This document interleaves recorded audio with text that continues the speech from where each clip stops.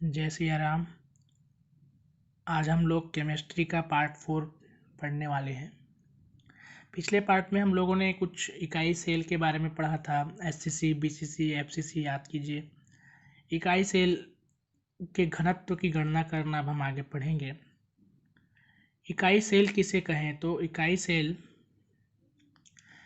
जैसे कि पढ़े हैं हम लोग पिछले पार्ट में, कि इकाई सेल हम लोग कहते हैं जो सबसे सूक्ष्मतम जो इकाई होगा। यानी कि जब किसी भी तत्व को हम लोग, किसी भी पदार्थ को जब हम लोग तोड़ेंगे तो उसका जो सबसे सूक्ष्मतम जो इकाई होगा, जिसमें अणु या आयन आपस में बंधे होंगे, जिस रूप में बंधे होंगे, वर्गाकार, घनाकार, तो उसको हम लोग कहते हैं इकाई सेल। उससे ज़्यादा तोड़ेंगे तो फिर अणु जो है या आयन जो है, जो तत्व है, वो अलग हो जाएगा। तो जो सबसे सूक्ष्मतम इकाई होगा उसको तोड़ने पर जिस रूप में होगा उसको हम लोग इकाई सेल बोलते हैं। अब उसके घनत्व की गणना कैसे कर सकते हैं? तो किसी क्रिस्टल का घनत्व उसके इकाई यूनिट सेल के घनत्व द्वारा दिया जाता है। प्रति इकाई सेल की द्रव्यमान तथा उसके कुल आयतन, द्रव्यमान और आयतन के अनुपात को इकाई सेल का घनत्व कहते हैं। किसका द्रव्यमान और किसका आयतन? इकाई सेल का द्रव्यमान बटा इकाई सेल का आयतन। तो इसमें एक सूत्र लिखा हुआ है। इकाई सेल मान लो घनाकार है, तो घन का आयतन क्या होता है? a⁻3। अगर उसका एक भुजा की लंबाई a है तो उसकी लंबाई, चौड़ाई, ऊंचाई सब a होगा। तीनों का गुणा करेंगे, लंबाई, चौड़ाई, ऊंचाई, तो ये हो जाएगा a⁻3। तो इकाई सेल का घनत्व इकाई सेल का द्रव्यमान बटे इकाई सेल का आयतन। तो आयतन कैसे निकालेंगे? लंबाई, चौड़ाई, ऊंचाई का गुणा कर देंगे, a गुणा a गुणा a, 1/3। और द्रव्यमान कैसे निकालेंगे? तो द्रव्यमान के लिए क्या होगा, इकाई सेल का अगर द्रव्यमान निकालना है, इकाई सेल का द्रव्यमान, तो उसका सूत्र क्या होगा इकाई सेल का द्रव्यमान का, कि उसमें कितने अणु हैं या कितने परमाणु हैं, है ना। उसमें परमाणुओं की संख्या, कितने परमाणु है वो, गुणा परमाणु भार। एक परमाणु का भार, है ना। जितने परमाणु होंगे उस सबकी संख्या को, जो उसकी सबकी संख्या में एक का गुणा कर देंगे, एक परमाणु के भार का, तो कुल भार पता चल जाएगा। अब परमाणु की संख्या कितनी है, मान लेते हैं उसमें जो संख्या है परमाणुओं की वो Z है, ठीक है। अब एक परमाणु का भार कैसे निकालेंगे? तो परमाणु का भार निकालने के लिए सबसे होता है कि मोलर द्रव्यमान, परमाणु की संख्या मान लो एक तो में Z है, तो मोलर द्रव्यमान जो लिखा होता है, जैसे हाइड्रोजन का एक होता है, बटा एक मोल या मोलों की एक मोल को क्या बोलते हैं? एवोग्रेडो संख्या। 6.02 गुणा 10⁻23 जानते हो इसको। तो परमाणु की संख्या, इकाई सेल में का द्रव्यमान निकालना है तो इकाई सेल के परमाणु की संख्या, परमाणु का भार। संख्या अगर Z है तो मोलर द्रव्यमान बटा एवोग्रेडो संख्या। मोलर द्रव्यमान जो सारणी में लिखा रहता है वो है Z। अब ये हो गया M, और एवोग्रेडो, इसको M ले लेते हैं, और एवोग्रेडो संख्या को लिखते हैं N या N0। ये है एवोग्रेडो संख्या या एक मोल जिसको बोलते हैं। 6.02 गुणा 10⁻23 जिसका मान होता है ये, ठीक है। ये हो गया ZM बटा N0। ये क्या हो गया? द्रव्यमान, इकाई सेल का द्रव्यमान। इकाई सेल का द्रव्यमान हो गया। उसके बाद अगर हमको घनत्व निकालना है तो घनत्व का सूत्र क्या थे? इकाई सेल का द्रव्यमान बटे आयतन। मेरी राइटिंग बहुत ही अच्छा बनता है, देख लेना। द्रव्यमान क्या है? ZM, इसको लिखते हैं रो, और आयतन 1/3, और बटा N0 है वो नीचे आ जाएगा N0। तो ये फॉर्मूला हो गया इसका।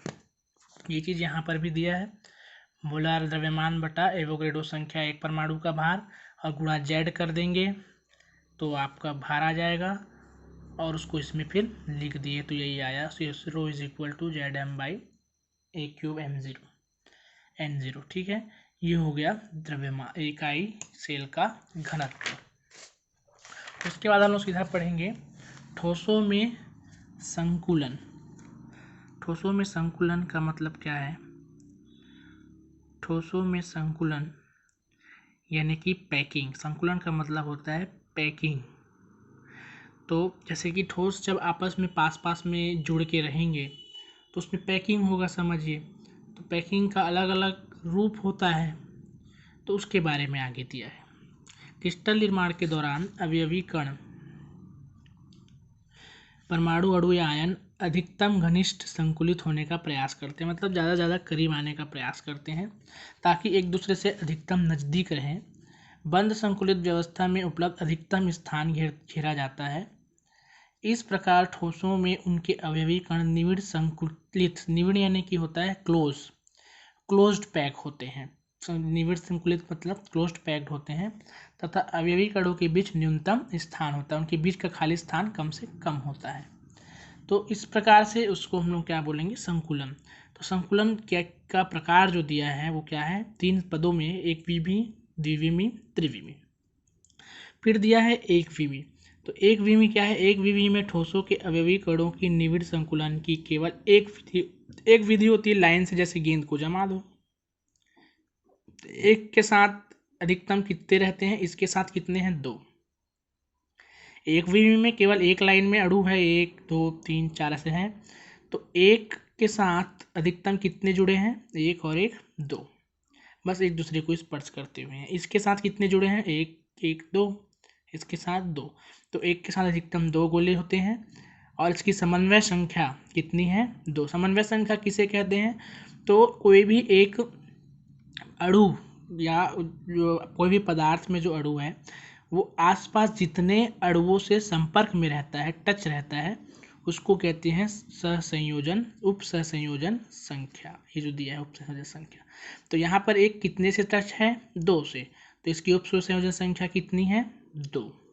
ठीक है, तो ये हो गया एक विमी में। द्विविमी में क्या होता है? द्विविमी में 2 प्रकार का दिया है। एक होता है वर्ग संकुलित और दूसरा होता है षटकोणी। वर्ग में क्या है? देखो, गेंद को ऐसे जमा दो, 1 अणु 2 अणु 3 अणु 4, और ऐसे लाइन से जमा दिए, तो ये हो गया वर्ग। वर्ग में देखो एक अणु कितने अणुओं से घिरा है? 1 2 3 4। एक अणु या एक परमाणु या एक आयन, एक परमाणु कितने परमाणुओं से घिरा है? 4 से, 1 2 3 4, ये वर्ग हो गया। षटकोणी का चित्र देखो किस प्रकार से बना है। इस चित्र में और इस चित्र में अंतर सबको दिख रहा होगा। इस चित्र में एक ही प्रकार से अणु के नीचे अणु, अणु के नीचे परमाणु के नीचे परमाणु, परमाणु के नीचे परमाणु है, और इस प्रकार से इसमें जो रिक्ति है, जो स्थान है, इसको रिक्ति बोलते हैं, ये सबसे अधिक है। इसको आप लोग डायग्राम बना के अपने हिसाब से थोड़ा बहुत लिख सकते हैं।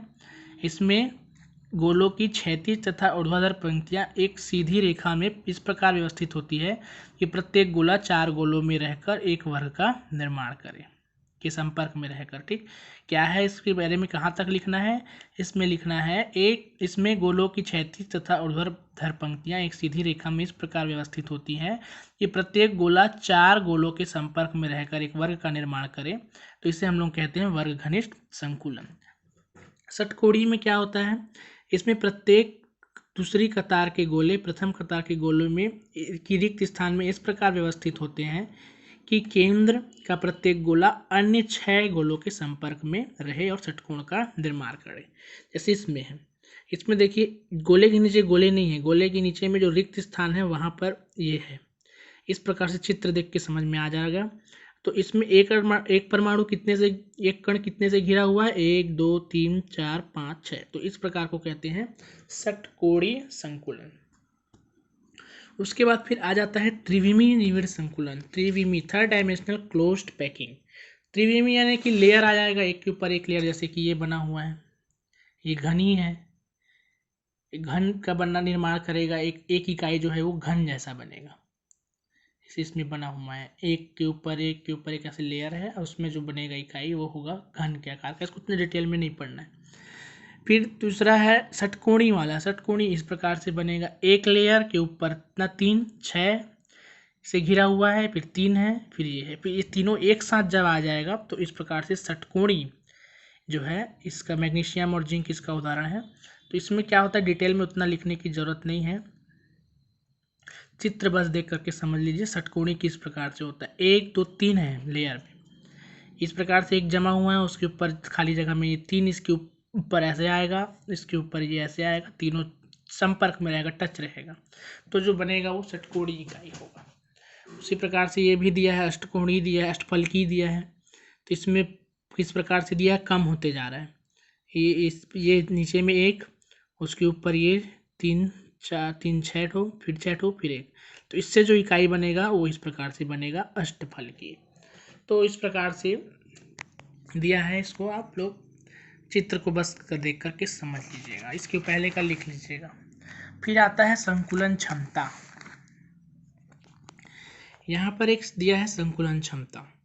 संकुलन क्षमता क्या है, तो इसका सूत्र दिखा है यहाँ पर, क्या कि एकक कोष्ठिका में अवयवी कणों द्वारा घेरा गया आयतन, एकक कोष्ठिका या यूनिट सेल में, इकाई सेल में अवयवी कणों द्वारा घेरा गया आयतन बटे एकक सेल का कुल आयतन, मतलब खाली कुल आयतन मतलब जो स्पेस खाली जगह है उसको लेकर के, और कण द्वारा घेरा गया आयतन बटा कुल आयतन, कुल आयतन मतलब खाली जगह का भी आयतन।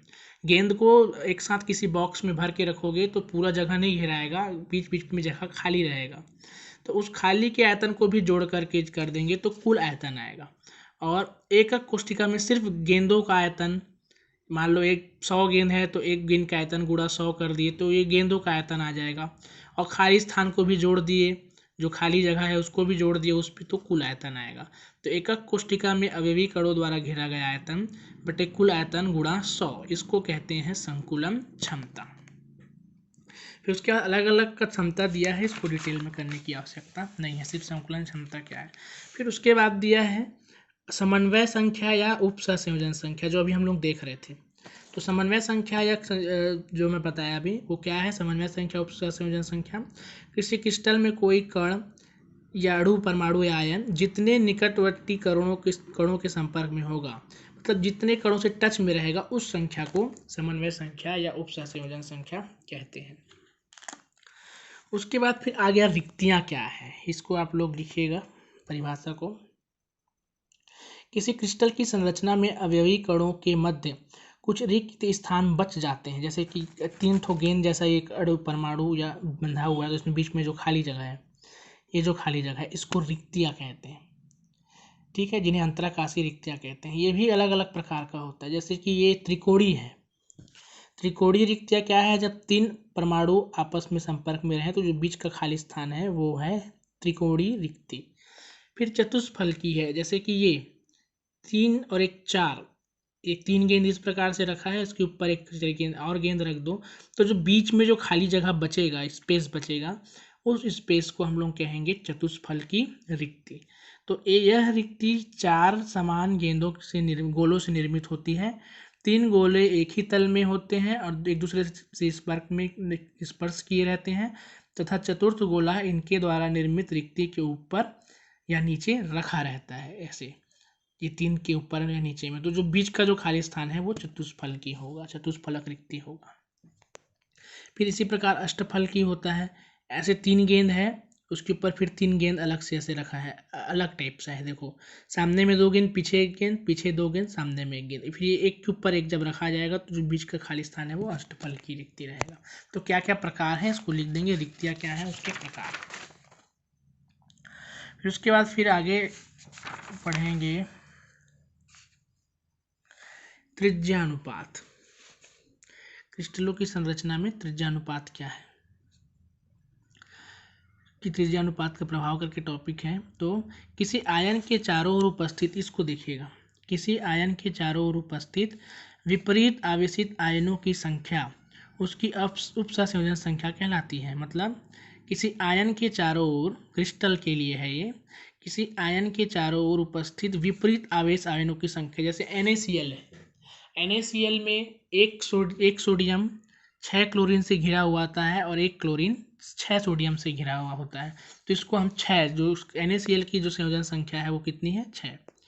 आयनिक क्रिस्टलों में आयनों की उप संयोजन संख्या या क्रिस्टल की ज्यामितीय आकृति आयनों के अपेक्षित आकार पर निर्भर करती है, इसको मत लिखना। आयनिक ठोसों में, अब त्रिज्यानुपात क्या है, आयनिक ठोसों में धनायन की त्रिज्या और ऋण आयन की त्रिज्या का अनुपात त्रिज्यानुपात कहलाता है। सर ये तो संयोजन संख्या हो गया, उपसर संयोजन संख्या। और ये जो है त्रिज्यानुपात की परिभाषा है जो हमको लिखना है कि आयनिक ठोसों में धनायन की त्रिज्या तथा ऋण आयन की त्रिज्या का अनुपात त्रिज्यानुपात कहलाता है। ठीक है, ये हो गया। उसके बाद फिर हम लोग जो पढ़ेंगे आगे अगले उसमें, ये है नमक की संरचना, NaCl की संरचना नेक्स्ट टॉपिक में, नेक्स्ट पार्ट में रहेगा। और उसके बाद फिर दोष पढ़ेंगे। दोष के बाद फिर जो है ये है हमारा जो ये कंप्लीट हो जाएगा ये चैप्टर, इतना सारा भी बचा हुआ है। ठीक है, इतने को आप लोग कंप्लीट कर दीजिए। जय सिया राम।